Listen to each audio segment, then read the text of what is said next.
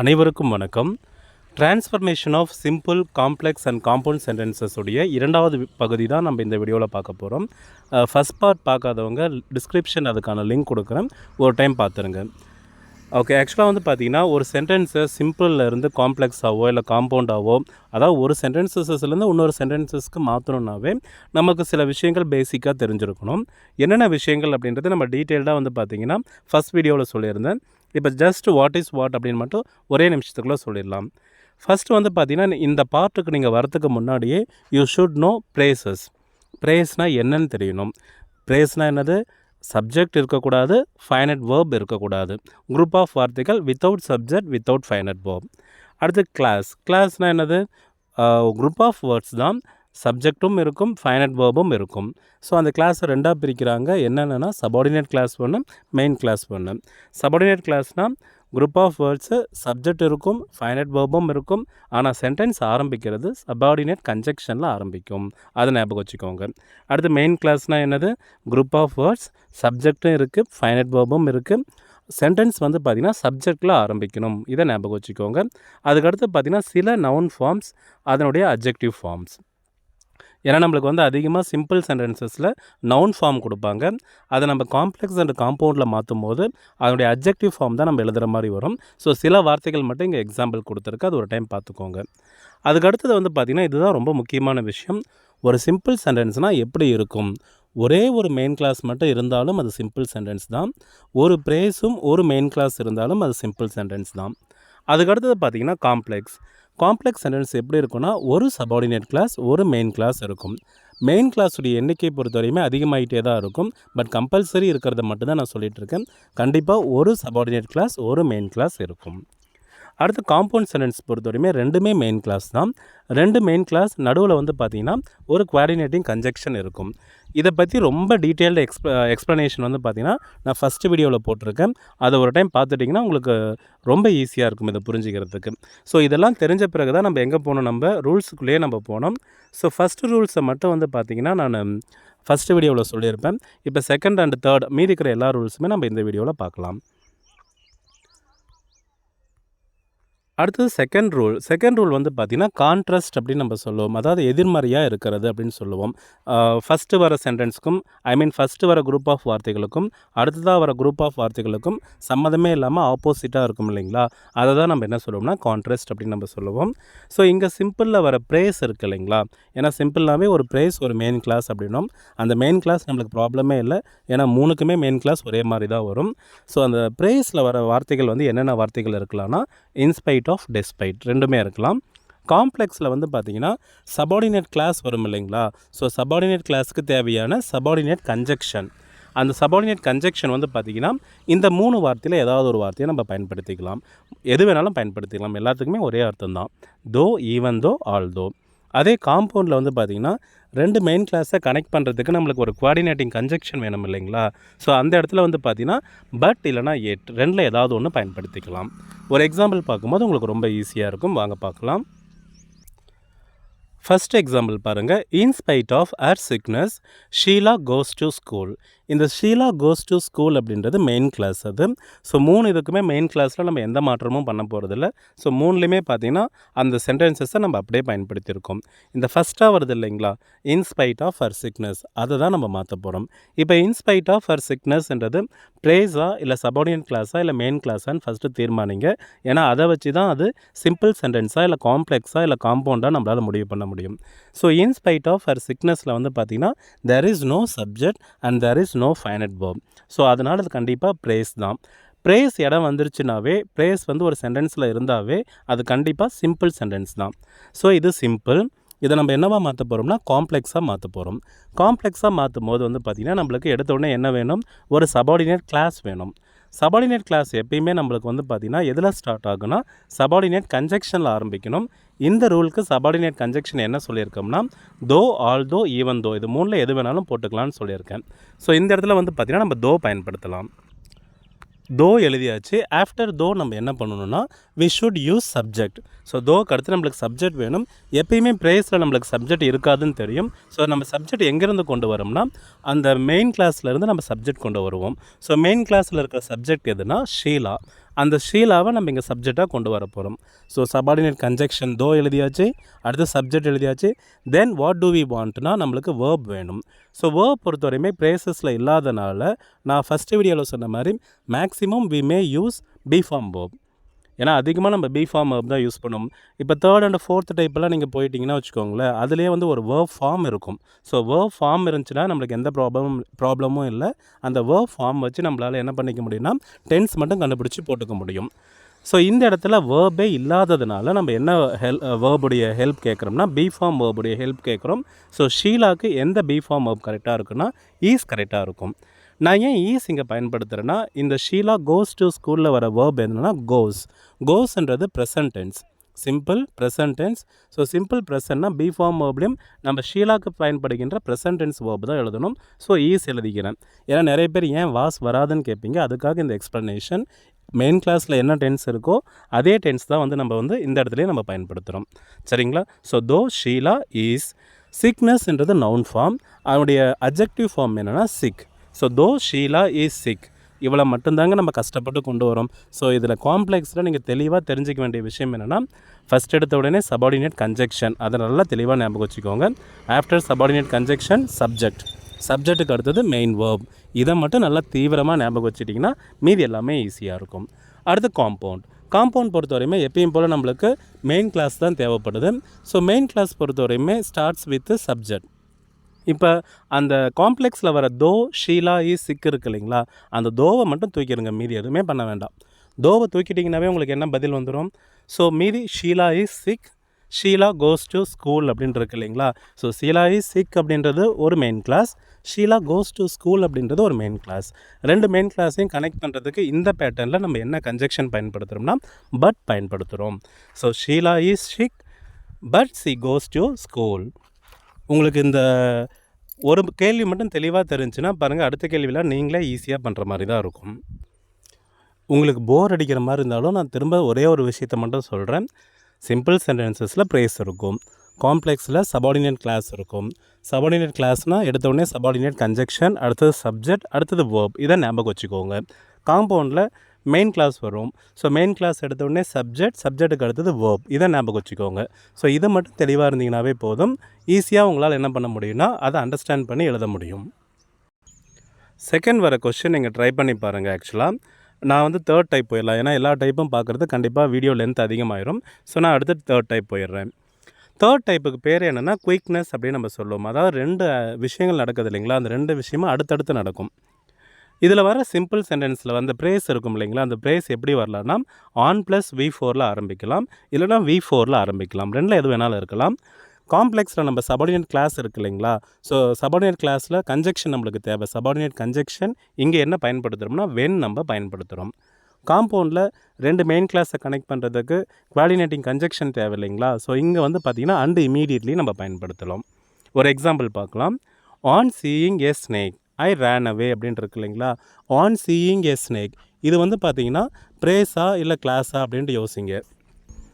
So seeing அப்படின்ற ஒரு வார்த்தை வந்திருக்கு, ஆனால் அது வேர்ப் இல்லை. நம்ம ஃபஸ்ட்டு வீடியோவில் உங்களுக்கு தெளிவாக சொல்லியிருக்கேன். Seeing, am seeing, are seeing, was seeing, were seeing, will be seeing இப்படிலாம் வந்தால் தான் அது டென்ஸ் கண்டுபிடிக்க பயன்படுற வேர்ப். வெறும் சீயிங் மட்டும் வந்துச்சுன்னா அதை வச்சு நம்மளால் எந்த டென்ஸும் கண்டுபிடிக்க முடியாது.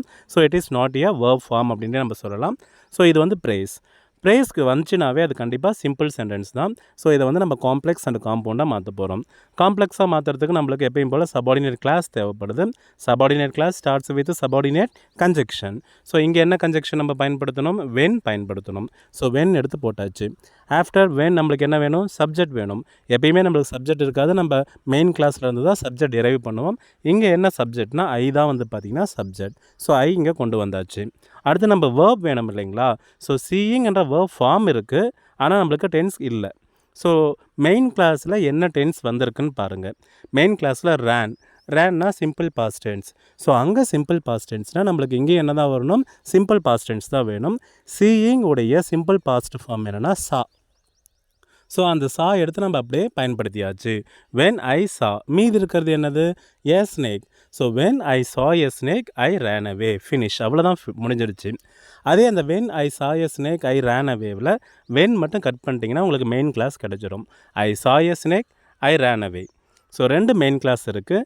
இந்த 2 மெயின் கிளாஸை இந்த டைப்பில் நம்ம கனெக்ட் பண்ணுறதுக்கு பயன்படுகின்ற கோஆர்டினேட்டிங் கன்ஜெக்ஷன் எதுனா and immediately. So I ran away and immediately I saw a snake and immediately I ran away அப்படின்னு ஞாபகம் வச்சுக்கோங்க. ஸோ 2 மெயின் கிளாஸ் கனெக்ட் பண்ணுறதுக்கு பயன்படுற வார்த்தை அண்ட் இமீடியட்லி. ஸோ இது வந்து கொஞ்சம் ஈஸியாக இருக்கும்னு நினைக்கிறேன். ஏன்னா இங்கே இருந்து நம்மளுக்கு அந்த வேர்பை தேடுற வேலையே இருக்காது. ஏன்னா வேர்ப் அங்கே சென்டென்ஸ்லேயே கண்டிப்பாக கொடுத்துருப்பாங்க.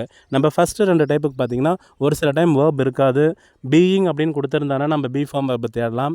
எதுவுமே கொடுக்காம விட்டால் கூட நம்ம பி ஃபார்முடைய வேர்ப் தான் தேடிட்டு இருக்கிற மாதிரி இருக்கும். ஸோ இங்கேருந்து நம்மளுக்கு அவனே வேர்ப் ஃபார்ம் கொடுத்துருவான். அதை வச்சு நம்ம டென்ஸ் மட்டும் கண்டுபிடிச்சி போட்டோம்னா கரெக்டாக போயிடும். ஸோ இந்த டைப் ரொம்ப ஈஸியாக இருக்கும்னு நினைக்கிறேன். ஆக்சுவலாக நான் ஒவ்வொரு இதுக்குமே நிறைய எக்ஸாம்பிள்ஸ் வச்சுருக்கேன் நான். அதெல்லாம் எக்ஸ்பிளைன் பண்ணோம்னா ரொம்ப டைம் ஆயிரும். ஸோ ஒவ்வொரு டைப்புக்கும் ஒவ்வொரு எக்ஸாம்பிள் மட்டும் பார்க்கலாம். அடுத்தது ஒன் ஆஃப்டர் அனதர் அப்படின்றோம். அதாவது ஒரு விஷயம் நடந்து கொஞ்சம் நேரம் கழித்து அடுத்த விஷயம் நடந்திருக்கும். அது பேர் தான் என்னதுன்னா ஒன் ஆஃப்டர் அனதர். இதுக்கு முன்னாடி டைப் பார்த்திங்கன்னா ரெண்டுமே அடுத்தடுத்து நடந்திருக்கும். பாம்பை பார்த்த உடனே ஓடிருப்பான். அது பாம்பான்னு கன்ஃபார்ம் பண்ணிட்டு உட்காந்துட்டுலாம் இருக்க மாட்டாங்க. பாம்பை பார்த்த உடனே ஓடிருப்பாங்க இல்லைங்களா, அது தேர்ட் டைப். ஃபோர்த்து டைப்னால் ஏதாவது ஒரு விஷயம் 2 விஷயம் நடக்குது இல்லைங்களா, ஒன்று நடந்து கொஞ்சம் நேரம் கழித்து அடுத்த விஷயம் நடக்கிறது தான் இந்த டைப். ஸோ இதில் சிம்பிளில் வர பிரேஸ் வந்து எப்படிலாம் ஆரம்பிக்கலாம்னா ஆஃப்டர் ப்ளஸ் V4 வரலாம், இல்லைனா ஹேவிங் ப்ளஸ் V3யில் ஆரம்பிக்கலாம். இதுக்கு காம்ப்ளெக்ஸில் நம்ம சபார்டினேட் கன்ஜெக்ஷன் பயன்படுத்துகிறோம் இல்லைங்களா. ஸோ அந்த கன்ஜெக்ஷன் வந்து ஆஃப்டர் அப்படின்ற ஒரு கன்ஜெக்ஷன் நம்ம பயன்படுத்துகிறோம்.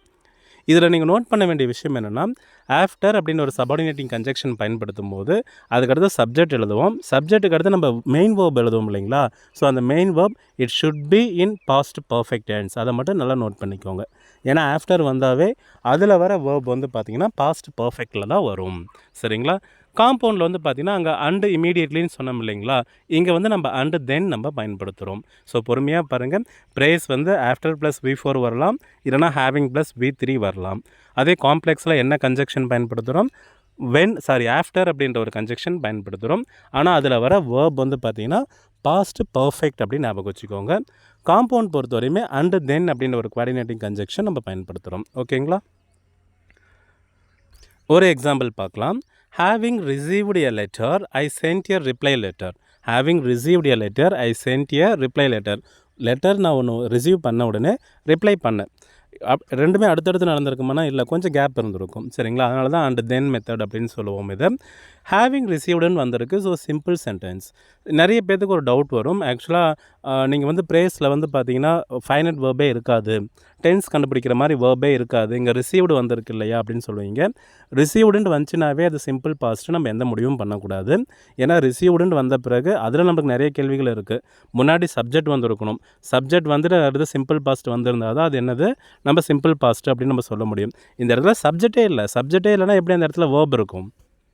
இம்பரேட்டிவ் சென்டென்சஸில் மட்டும்தான் சப்ஜெக்ட் இல்லாமல் வேர்ப் வரும். ஸோ எல்லா இம்பரேட்டிவ் சென்டென்ஸில் கண்டிப்பாக V1 மட்டும்தான் வரும்.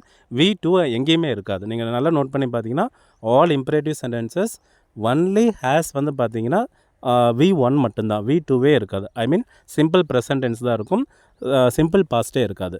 அந்த சிம்பிள் ப்ரெசன்ட் கூட இந்த மாதிரி வரும் இல்லைங்களா வேர்பு. இப்போ கோஸ், சென்ஸ் அப்படிலாம் வருது இல்லைங்களா, அந்த மாதிரிலாம் வராது.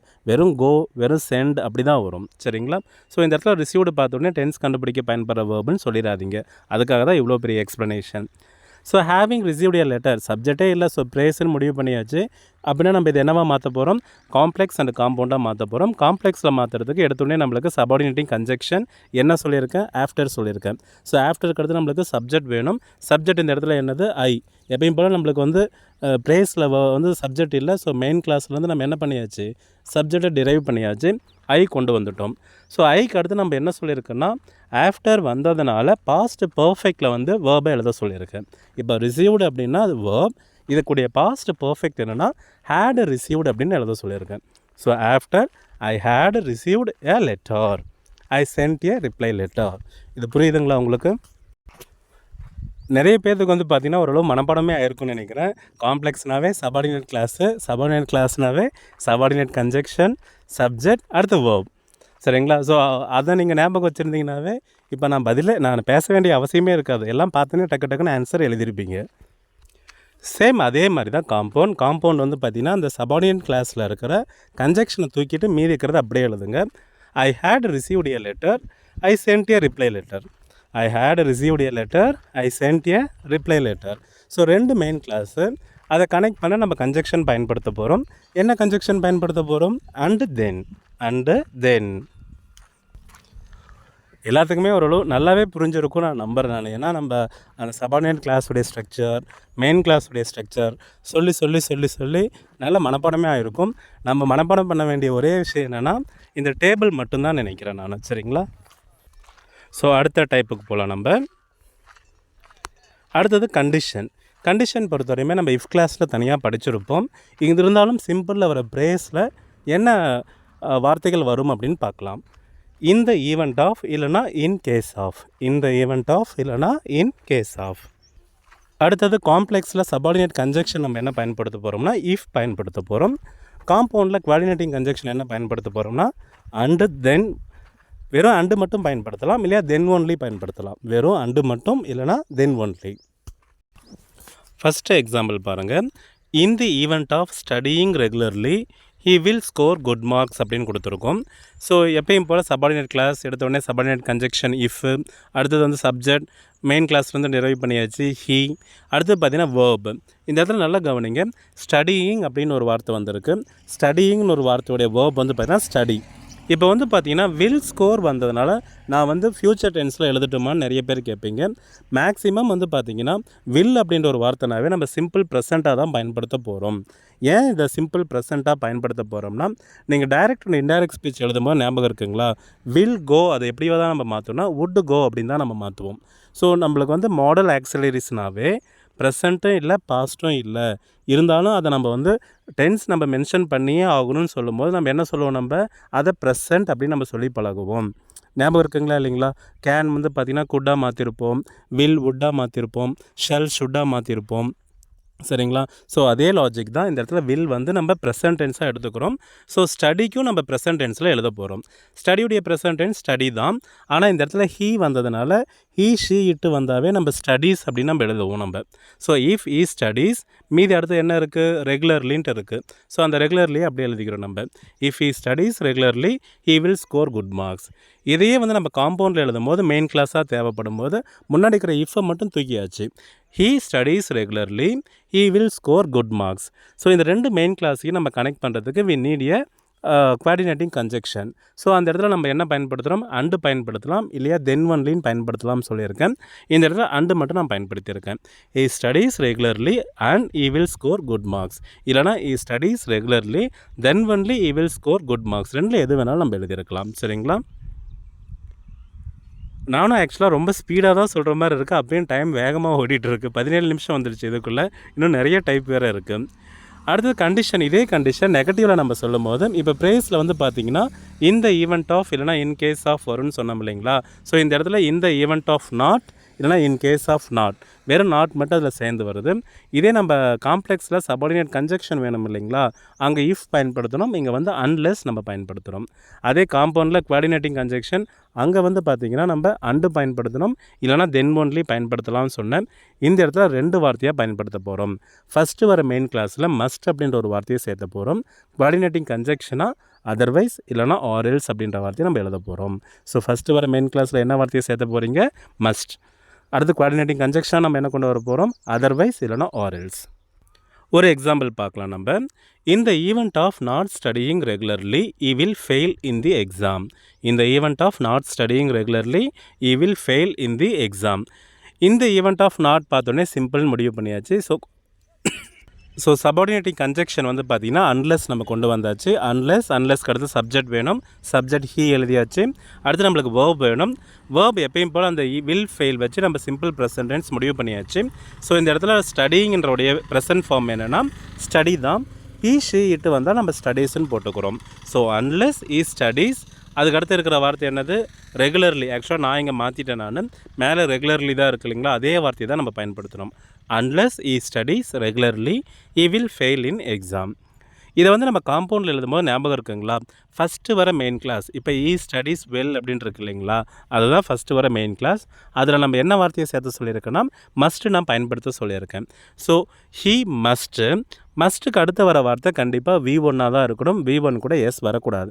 ஏன்னா after the auxiliary verb V1 மட்டும்தான் யூஸ் பண்ணணும். இப்போ எடுத்துக்காட்டால் I can complete the work, she can do her work, she will come to my home, they may go outside. இந்த மாதிரி பார்த்தீங்கன்னா அந்த ஆக்சிலரி வேர்ப்ஸ் வந்துருச்சுனாவே அதுக்கு அடுத்து வர வார்த்தை V1 மட்டும்தான். ஸோ மஸ்ட்டுக்கு அடுத்து வர வார்த்தை ஸ்டடி மட்டும்தான் பயன்படுத்தணும். ஸ்டடீஸ்னு எழுதக்கூடாது. He must study well. Coordinating கன்ஜெக்ஷனாக நம்ம என்ன வார்த்தையை பயன்படுத்துகிறோம்னா அதர்வைஸ் இல்லைனா ஆரில்ஸ். இந்த இடத்துல நான் அதர்வைஸ் பயன்படுத்தியிருக்கேன். So he must study well, otherwise he will fail in the exam. சரிங்களா? ஸோ இந்த பேட்டர்ன் ஒரு டைம் திரும்பவும் பாருங்கள், நல்லா கவனிங்க. இந்த ஈவெண்ட் ஆஃப் நாட் வந்திருக்கு. ஸோ அன்லெஸ் என்ற ஒரு சபார்டினேட் கன்ஜெக்ஷன் பயன்படுத்துகிறோம். பட் காம்பவுண்டில் எழுதும்போது வர மெயின் கிளாஸில் மஸ்ட்ன்ற வார்த்தையை சேர்த்திக்கிறோம். ஸோ மஸ்ட்டு நம்ம சேர்த்தும் போது ஆட்டோமேட்டிக்காக அடுத்த வர வார்த்தை V1 மட்டும்தான் பயன்படுத்தணும். V1 கூட எஸ்ஓ இல்லை V2ஓ வேறு எதுவுமே நம்ம பயன்படுத்தக்கூடாது. So he must study well, otherwise he will fail in the exam அப்படின்றத ஞாபகம் வச்சுக்கோங்க. ஸோ இன் அடிஷன் டு அப்படின்ற ஒரு மெத்தட், இதில் வந்து பார்த்திங்கன்னா கூடுதலாக அப்படின்னு நம்ம சொல்லுவோம் இல்லைங்களா, அதுதான் இது. இதை வந்து பார்த்திங்கன்னா சிம்பிள் பொறுத்த வரையுமே பிசைட்ஸ் அப்படின்ற ஒரு வார்த்தையில் ஆரம்பிக்கும். இதுக்கு காம்ப்ளெக்ஸ் ஃபார்மே இல்லை. ஆனால் நிறைய கைடில் நிறைய புக்கில் வந்து பார்த்திங்கன்னா காம்ப்ளெக்ஸ் இது தனியாக கொடுத்துருக்காங்க. பட் நம்ம வந்து பார்த்திங்கன்னா ஒரிஜினலாக நம்மளுடைய புக்கில் கொடுத்தபடி 9th புக்கில் இருக்குது இல்லைங்களா, 9th புக்கில் பாருங்கள் ஒரு பெரிய டேபிள் போட்டு அந்த ரூல்ஸ் எல்லாம் கொடுத்துருப்பாங்க. ஸோ அதில் வந்து பார்த்திங்கன்னா காம்ப்ளெக்ஸ் இல்லைன்னு தெளிவாக கொடுத்துட்டான். பட் காம்பவுண்ட் இருக்குது. காம்பவுண்டில் வரும்போது நல்லா கவனிங்க, பிசைட்ஸ் அப்படின்ற ஒரு வார்த்தை வந்து 2 குவாலிட்டியை இல்லையா 2 விஷயத்தை மென்ஷன் பண்ணுறதுக்காக பயன்படுத்துகிற வார்த்தை. ஸோ ஃபஸ்ட்டு மென்ஷன் பண்ணுற வார்த்தை கூட நாட் ஒன்லின்ற ஒரு வார்த்தையை சேர்த்திக்கணும். செகண்ட் மென்ஷன் பண்ணுற ஒரு வார்த்தை கூட பட் ஆல்சோ அப்படின்ற ஒரு வார்த்தையை நம்ம ஆட் பண்ணிக்கணும். ஸோ நாட் ஒன்லி ஃபஸ்ட்டு வர வார்த்தை கூட, பட் ஆல்சோ செகண்ட் வர வார்த்தை கூட, அதை ஞாபகம் வச்சுக்கோங்க. இப்போ கவனிங்க, besides being a teacher he is a dancer. பாருங்கள் 2 குவாலிட்டி, டீச்சர் அப்படின்ற ஒரு குவாலிட்டியை கொடுத்துருக்காங்க, டான்சர் அப்படின்ற ஒரு குவாலிட்டி கொடுத்துருக்காங்க. சரி, 2 குவாலிட்டியை மென்ஷன் பண்ணுறாங்க. நான் ஏற்கனவே சொன்ன மாதிரி காம்பவுண்ட் மட்டும்தான் எழுத போகிறோம். ஃபஸ்ட்டு குவாலிட்டி கூட நம்ம என்ன வார்த்தையை மென்ஷன் பண்ண போகிறோம், நாட் ஒன்லி. செகண்ட் குவாலிட்டி கூட நம்ம என்ன மென்ஷன் பண்ண போகிறோம், பட் ஆல்சோ. ஸோ இஸ் அதை மட்டும், அதாவது சப்ஜெக்ட் அடுத்து வேர்ப், அதை மட்டும் ஞாபகம் வச்சுக்கோங்க. ஏன்னா நம்மளுக்கு மெயின் கிளாஸ் தானே தேவைப்படுது. Main clause starts with subject, அதுக்கு அடுத்தது வேர்ப் இருக்கணும். ஹீ இஸ் எழுதியாச்சு. நாட் ஒன்லின்னு போட்டு ஃபஸ்ட் வர குவாலிட்டி, பட் ஆல்சோன்னு போட்டு செகண்ட் வர quality. So he is not only a teacher but also a dancer. அடுத்தது டூ மெத்தட் பொறுத்தவரையுமே ரீசன் சொல்கிற டைப் தான். ஃபஸ்ட்டு டைப் மாதிரி தான் இதுவும். ஆனால் இது வந்து நெகட்டிவாக பயன்படுத்தும் போது மட்டும்தான் நம்ம அதிகமாக பயன்படுத்துவோம். சரிங்களா? இப்போ சிம்பிளில் வந்து டூ அப்படின்னு ஒரு வார்த்தை வந்துச்சுன்னா காம்ப்ளெக்ஸில் ஸோ அப்படின்னு ஒரு வார்த்தையை பயன்படுத்துகிறோம். அதாவது முதல் வர மெயின் கிளாஸ் இருக்குது இல்லைங்களா, சபார்டினேட் கிளாஸு எதுவாக இருந்தாலும் சரி, முதல் வர கிளாஸில் ஸோ அப்படின்னு ஒரு வார்த்தையை பயன்படுத்துகிறோம். செகண்டாக வர கிளாஸில் வந்து பார்த்திங்கன்னா தட் அப்படின்னு ஒரு வார்த்தையை பயன்படுத்திட்டு ப்ரெசன்ட் டென்ஸாக இருந்தால் கேன் ப்ளஸ் V1, பாஸ்ட் டென்ஸாக இருந்துச்சுன்னா குட் ப்ளஸ் V1, அதை ஞாபகம் வச்சுக்கோங்க. சரிங்களா? இந்த மெத்தடுக்கு ஆக்சுவலாக நான் என் குழந்தைங்களுக்கு இந்த கீழே இருக்கிற சென்டென்சஸ் மட்டும் மனப்பாடம் பண்ண சொல்லிட்டேன். ஏன் மனப்பாடம் பண்ண சொல்லிட்டேன்னா, இந்த மெத்தட் நம்ம எப்படி பார்த்தாலும் குழப்பற மாதிரியே இருக்கும். ஸோ ஒரே ஒரு சென்டென்ஸ் மட்டும் மனப்பாடம் பண்ணிட்டு அதுபடி நம்ம எல்லா கேள்வியுமே லாஜிக்காக பார்த்தோம்னா ரொம்ப ஈஸியாக இருக்கும். ஸோ ஒரே ஒரு விஷயம் பாருங்கள், Ravi is too weak to go to school alone அப்படின்னு இருக்குங்களா. Ravi is too weak to go to school, அது வரையும் மட்டும் ஞாபகம் வச்சுக்கோங்க. இப்போ அந்த ஃபஸ்ட்டு 2 தூக்கிட்டு ஸோ போட்டுக்கிறோம், செகண்ட் 2 தூக்கிட்டு தட்டுன்னு போட்டுக்கிறோம். Ravi is so weak that he cannot go to school. Ravi is very weak and so he cannot go to school. நல்லா புரிஞ்சுக்கிட்டிங்கன்னா அந்த மொதல் 2 தூக்கிட்டு ஸோ போட்டிருக்கோம், அடுத்த 2 தூக்கிட்டு தட்டு போட்டிருக்கோம், அடுத்த வர வேர்பு கூட கேன் ஆர் கூட் ரெண்டில் ஏதாவது ஒன்று சேர்த்திருக்கும். அதே மாதிரி காம்பவுண்டில் வந்து அந்த ஸோக்கு பதிலாக என்ன வார்த்தையை பயன்படுத்தியிருக்கோம், வெரி அப்படின்னு ஒரு வார்த்தையை பயன்படுத்தியிருக்கோம். அதே மாதிரி தான் அந்த தட்டுன்ற வார்த்தையை தூக்கிட்டு அன்சோ நம்ம பயன்படுத்தியிருக்கோம். இதை ஆக்சுவலாக வந்து பார்த்திங்கன்னா நானும் ஒரு 2-3 டைமில் சொல்லி கொடுத்தேன். குழந்தைங்க வந்து பார்த்திங்கன்னா தே கெட் மோர் கன்ஃபியூஷன், அப்பப்போ சார் புரியல குழப்புது அப்படின்ற மாதிரியே சொன்னாங்க. இந்த ஒரு சென்டென்ஸ் மட்டும் மனப்பாடம் பண்ண வச்சுட்டேன். மனப்பாடம் பண்ண வச்சுட்டு அதுக்கடுத்து அதுக்கேற்ற மாதிரி மற்ற விஷயங்கள் எழுத சொன்னேன், ஈஸியாக எழுதிட்டாங்க. இப்போ நீங்களும் இந்த ஒரு சென்டென்ஸ் மனப்பாடம் பண்ணுங்கள். அடுத்த எக்ஸாம்பிள் பாருங்கள், உங்களுக்கு ரொம்ப ஈஸியாக இருக்கும். ஃபஸ்ட்டு பாருங்கள், Ravi is too weak to go to school. Ravi is so weak that he cannot go to school. Ravi is very weak and so he cannot go to school. இதை ஞாபகம் வச்சுக்கோங்க. இப்போ கவனிங்க, இப்போ the box was too heavy to lift. The box was too heavy to lift for him அப்படின்னு இருக்குங்களா. இதை வந்து பாருங்கள், நம்ம காம்ப்ளெக்ஸ் எழுதும் போது த பாக்ஸ் இஸ் ஃபஸ்ட்டு 2 தூக்கிட்டு ஸோ போட்டாச்சு, அடுத்தது தட்டுன்ற ஒரு வார்த்தையை போட்டாச்சு. ஸோ அந்த மெயின் வேர்ப் வரும்போது கேன் இல்லைனா குட் போட்டு நாட் போடுவோம். இங்கே ப்ரெசன்ட் டென்ஸ் தான்றதுனால நம்ம கேனே போட்டுக்கிட்டோம். The box is so heavy that he cannot lift it. The box is very heavy and so he cannot lift it அப்படின்னு நம்ம சொன்னோம். ஃபஸ்ட்டு சென்டென்ஸ் மனப்பாடம் பண்ணிட்டு இப்போ செகண்ட் சென்டென்ஸ் பார்த்தவங்களுக்கு ரொம்ப ஈஸியாக இருக்கும். இந்த மெத்தடுக்கு மட்டும் பார்த்தீங்கன்னா நான் வேறு வழி இல்லாமல் மனப்பாடம் பண்ண சொன்னேன் எங்கள் குழந்தைங்கள. இதுக்கு நீங்கள் வேறு ஏதாவது ஒரு மெத்தட் நீங்கள் சொல்லியிருந்தீங்கனாலும் இல்லை உங்கள் கிளாஸில் நீங்கள் இம்ப்ளிமெண்ட் பண்ணாலும் எனக்கு மென்ஷன் பண்ணுங்கள். எனக்கு தெரிஞ்சு நான் ரொம்ப ஸ்பீடாக போன மாதிரி எனக்கே ஒரு ஃபீல் இருக்குது. ஒரு வேளை உங்களுக்கு புரியாத மாதிரி இருந்ததுன்னா கண்டிப்பாக கமெண்ட் பண்ணுங்கள். அப்படி ஏதாவது புரியலன்ட்டு யாராவது சொன்னீங்கன்னா 2 ரூலாக மட்டும் நான் அடுத்த வீடியோ போடுறேன். ஏன்னா இப்படி போட்டே வந்து பார்த்தீங்கன்னா கிட்டத்தட்ட 25 மினிட்ஸ் வந்துடுச்சு. ஒரு வேளை நீங்கள் ஏதாவது டிஸ்லைக் பண்ணுற மாதிரி இல்லையா கொஞ்சம் புரியாத மாதிரி ஏதாவது இருந்தால் சொல்லுங்கள். நான் அதுக்கேற்ற மாதிரி நான் 2 ரூல் இல்லை 3 ரூலோட அடுத்த வீடியோவை நான் அப்லோட் பண்ணுறேன். தேங்க்யூ ஃபார் வாட்சிங். தேங்க்யூ. இந்த வீடியோ உங்களுக்கு பிடிச்சிருச்சுன்னா கண்டிப்பாக சேனலை சப்ஸ்கிரைப் பண்ணுங்கள், உங்கள் ஃப்ரெண்ட்ஸ்க்கும் ஃபார்வர்ட் பண்ணுங்கள். தேங்க்யூ.